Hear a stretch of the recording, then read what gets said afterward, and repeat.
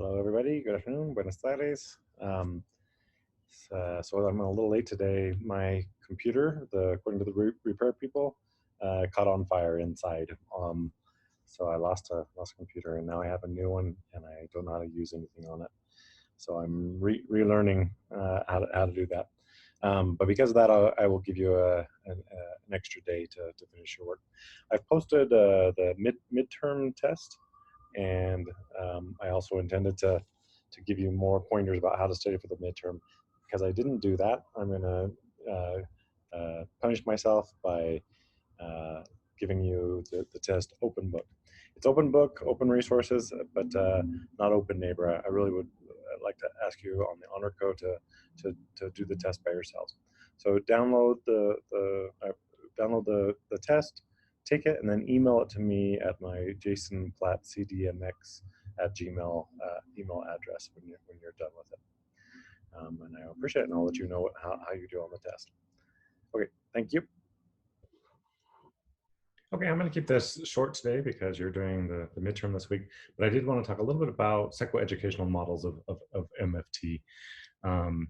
So just a few things I think you should know about that as you're preparing for the licensure exam. Basically, psychoeducational models, started developing in the 1970s and the 1980s.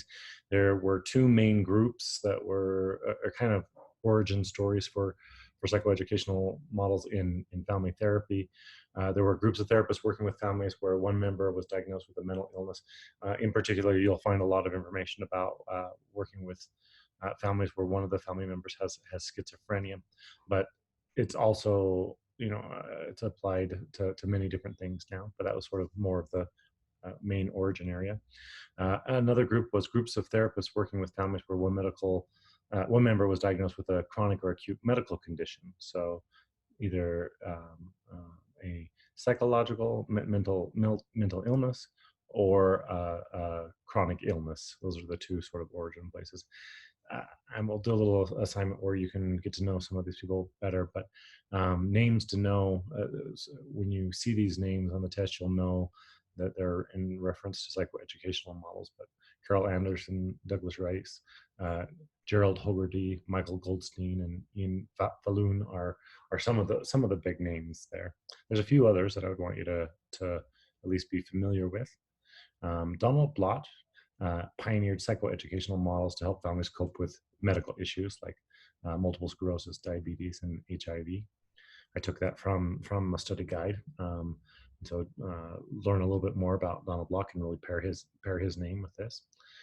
George Engel was credited with having been the first to call for an integrated approach to medical problems that he designated as the biopsychosocial approach. We hear that so much now, but he was one of the first people to use that term. There's three basic types of psychoeducational programs out there, and under each of these, it's an umbrella. This is an umbrella term. There's mental illnesses, medical illnesses, and then family enrichment. It might be family enrichment, it might be marital enrichment, it might be couples enrichment, but that sort of genre. Family psychoeducational, typically, these are sort of the basic components of it. Sort of, you can think of it as a model framework. Joining, developing an alliance, giving ongoing education about illnesses, whether it's mental or physical, problem solving, and then being there sort of like creating a social support system for them and connecting them to social support, and then helping them to develop coping skills. That's a general framework for this approach. It's really got some great research. So research has shown that programs that utilize both family therapy and the medical piece, the medical or pharmacological approach, have better results than ones that only do one or the other. Some of the findings is improved clinical outcomes, improved community functioning and satisfaction for all consumers, diminished interpersonal strain and stress within families, higher rates of employment and recovery, a reduced need for crisis intervention or hospitalization over time, and then it's an improved cost benefit ratio.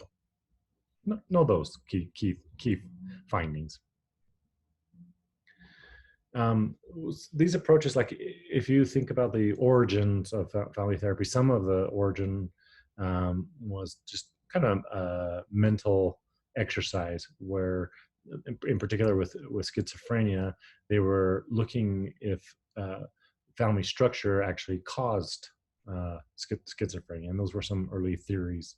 Out of that grew systems thinking. I think most people now have moved on to and don't believe it causes it. I'd say I don't know anyone who believes that, but there are patterns that can often develop when people are dealing with a family member that has a medical or a psychological illness. Um, in the past, they believed that dysfunctional patterns were the cause, but now they believe that they are understandable consequences from devastating diseases. In the past, maybe they blamed relapse on the family structure, but now it's more likely that people are not following medication protocols rather than family structures. So I mentioned relationship enhancement programs. These are approaches to relationships are rooted in learning theory. These programs are based on learning theory. It teaches sets of practical skills that enable couples and families to gain awareness and to communicate their feelings, concerns, and desires. And the goal is to try and help people, develop an awareness of challenges that can arise, and then to find solutions to problems. So one of the big names I just wanted you to know is Bernard Gurney.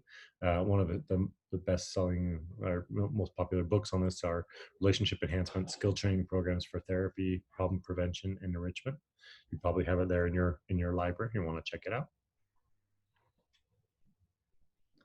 Okay, so I started my doctorate program. I worked in a medical facility, and I think that's a really great combination, the medical and family therapy, and research supports that. So look into it. This can be a job opportunity for some of you, and I think it sort of fits nicely with the trying to think of the term for it, the wraparound care, the where you're making sure all the different things that could be part of the problem that a family's experience is getting addressed.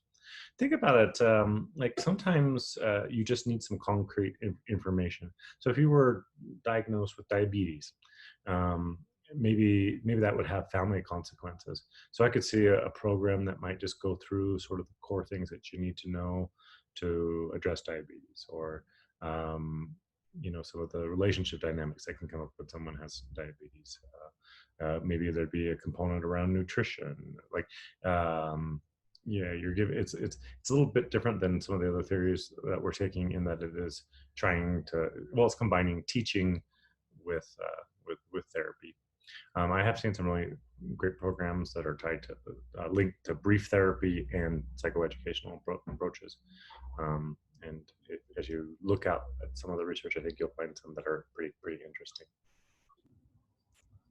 Hello, everybody. Good afternoon. Buenas tardes. So I'm a little late today. My computer, according to the repair people, caught on fire inside. So I lost a computer, and now I have a new one, and I don't know how to use anything on it. So I'm relearning how to do that. But because of that, I will give you an extra day to finish your work. I've posted the midterm test, and I also intended to give you more pointers about how to study for the midterm. Because I didn't do that, I'm going to punish myself by giving you the test open book. It's open book, open resources, but not open neighbor. I really would like to ask you on the honor code to do the test by yourselves. So download download the test, take it, and then email it to me at my jasonplattcdmx at gmail email address when you're done with it. And I appreciate it, and I'll let you know how you do on the test. Okay, thank you.